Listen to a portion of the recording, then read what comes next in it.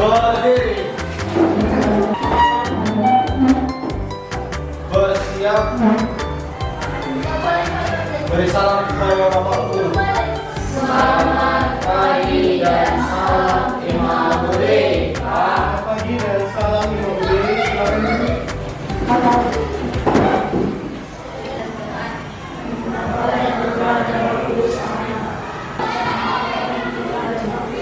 Amin. Semua boleh tepuk tangan buat gerakan.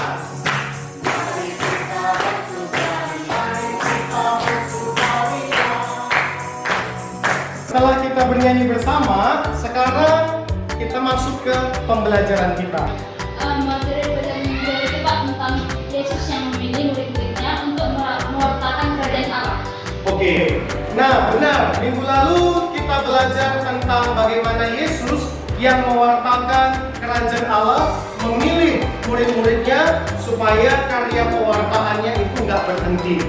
Sekarang kita akan masuk ke materi pembelajaran yang berikut, yaitu tentang konsekuensi dari pewartaan Yesus. Apa konsekuensinya? Nah, lewat pembelajaran kali ini kita diajak untuk melihat pengorbanan Yesus lewat sengsara dan wafatnya, serta akhirnya kita mampu meneladaninya dalam kehidupan kita sehari-hari. Pembelajaran kita hari ini adalah tentang bagaimana Yesus yang sengsara dan wafat. Karena apa? Karena Yesus ditolak oleh orang-orang di sekitarnya yang nggak mau menerima pewartaan Yesus. Saya mau bertanya, pernah nggak kalian mengalami penolakan dalam kehidupan? Gimana rasanya ketika ditolak oleh orang, padahal kita melakukan sesuatu yang baik, tapi merasa ditolak? Gimana? Ya, apalagi lagi sayang-sayangnya tapi ditolak, begitu kan? Saya mengajak kalian untuk melihat kitab suci. Buka dulu kitab suci dari Injil Markus bab 6. Markus bab 6 ayat 1 sampai 6a.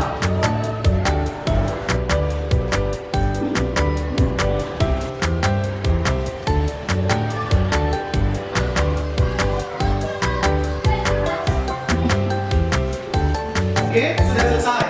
Nah, dari perikop tadi, mengapa kira-kira alasan Yesus itu ditolak? Silakan, Apoy. Karena Pak dia anak tukang kayu, jadi nggak bisa melakukan apa-apa di rumah karena miskin. Oke, karena Yesus dianggap anak tukang kayu miskin, maka nggak mungkin melakukan apapun. Maka apa reaksi Yesus? Nah, apa reaksi Yesus terhadap orang-orang yang menolaknya? Silakan, Gracia. Yesus merasa sedih dan pergi meninggalkan Nazaret. Oke, Yesus sedih dan akhirnya Yesus pun pergi meninggalkan Nazaret. Sekarang pertanyaan saya, adakah yang mau membagikan kisah pengalamannya? Adakah dari kita yang pernah punya pengalaman penolakan dan bagaimana reaksimu terhadap peristiwa penolakan itu? Oh, silakan, Christine. Pak, aku bilang sama dia baik-baik Pak, tapi dia membalas aku kayak gak baik gitu Pak. Terus perasaan di situ Pak kayak jengkel Pak, marah sama dia. Oke, terima kasih. Nah, Christine pernah punya pengalaman penolakan dan reaksinya bagaimana? Jengkel, marah terhadap orang yang pernah menolak. Apalagi sebenarnya maksud kita baik. Itulah yang dialami oleh Yesus. Mewartakan sesuatu yang baik tapi ditolak. Maka saya akan mengajak kalian untuk merenungkannya. Kita pergi ke gereja, kita lihat nanti bersama mengikuti peristiwa jalan salib yang ada di gereja. Maka silakan dibawa buku tulisnya dan dibawa puji syukurnya, kita pergi ke gereja. Silakan mengajar bersama kita pergi ke gereja.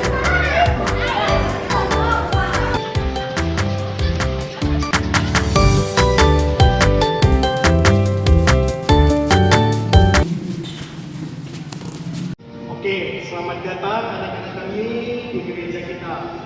gereja ini saya mau mengajak kalian. Kalian boleh lihat di pinggir-pinggir gereja itu sekarang sudah ada peristiwa-peristiwa jalan salib. Bagaimana konsekuensi dari penolakan Yesus terhadap pewartaan tentang kerajaan Allah. Maka saya mau mengajak kalian untuk merenungkan, merasakan peristiwa yang dialami oleh Yesus. Jadi, maka saya akan membagikan kertas panduan untuk bermenung, membagikan LKPD permenungan. Maka nanti di sini silahkan peristiwa keberapa yang paling berkesan menurutmu dan apa nilai yang kamu ambil dan refleksinya terhadap diri kamu. Jelas? Oke. Maka silahkan dikerjakan dulu. Nah, untuk membantu permenungan, semua sudah pegang puji syukur. Silakan dibuka puji syukur nomor 200. Di situ ada panduan tentang jalan salib. Silakan.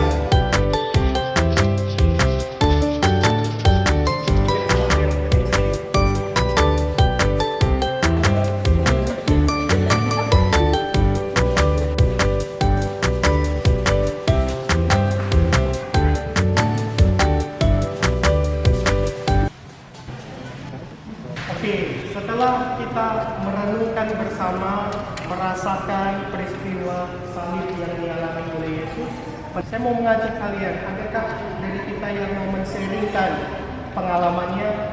Ada? Silakan. Silakan. Ketika Yesus dijatuh di hukuman mati, Pak.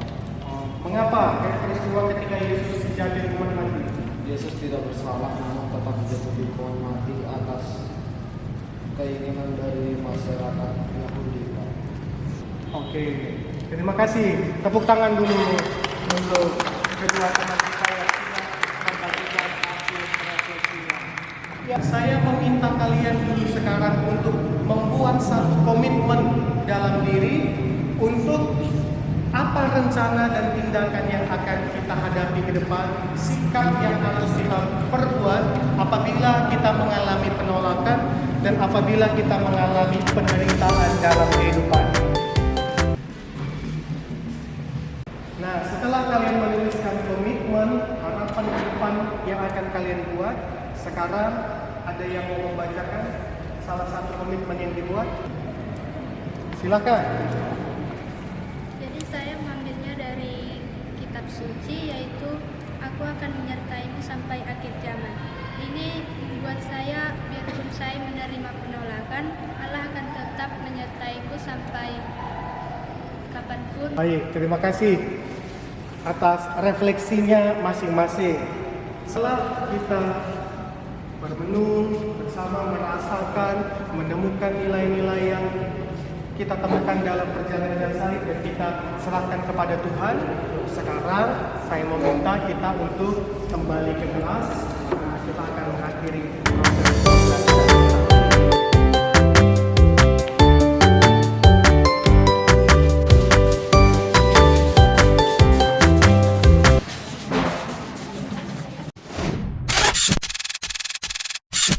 Kesimpulan dan refleksi pembelajaran kita pertama, penolakan terhadap Yesus adalah suatu fakta, kenyataan yang pahit dalam kehidupan manusia. Kemudian lewat peristiwa penderitaan Yesus mengajarkan kita tentang bagaimana kasih yang sesungguhnya, pengorbanan, dan terutama tentang harapan bahwa bukan kematian yang menjadi akhir, tapi sesudah kematian masih ada peristiwa kebangkitan Yesus. Dan yang terakhir, lewat iman kita dapat menghayati penderitaan Kristus sebagai penderitaan kita. Nah, sebelum kita mengakhiri pembelajaran kita, saya mengajak kita untuk bernyanyi. Semua tahu lagu Waktu Tuhan? Bila kau izinkan sesuatu terjadi, ku percaya semua untuk kebaikanku. Waktu Tuhan